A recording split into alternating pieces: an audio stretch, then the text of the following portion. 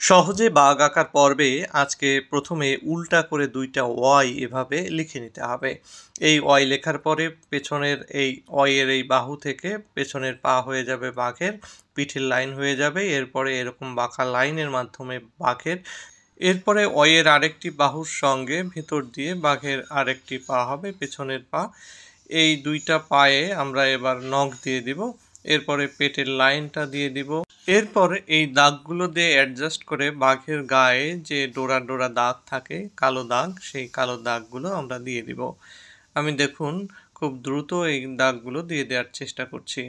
এরপরে সামনের আরেকটি পা হবে যেটি একটু পেছন দিকে থাকবে, এবং আরেকটি পা যেটা সামনের দিকে অগ্রসর, সেই পাগুলো দিয়ে আমরা পিঠের কতগুলো ডোরা দাগ এভাবে দিয়ে দিচ্ছি। এরপরে লেজে এই ডোরা দাগগুলো দিয়ে সামনের যে দুটো পা, সেই পায়েও এই দাগ দিয়ে দিলাম।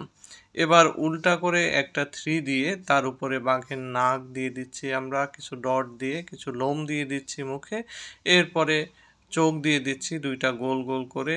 এরপরে 3 এর মতো একটা লাইন দিয়ে তার 2 প্রান্তে 2টা কান এভাবে দিয়ে দিচ্ছি। এরপরে বাঘের যে মুখের আকৃতি সেটা দেওয়ার চেষ্টা করলাম।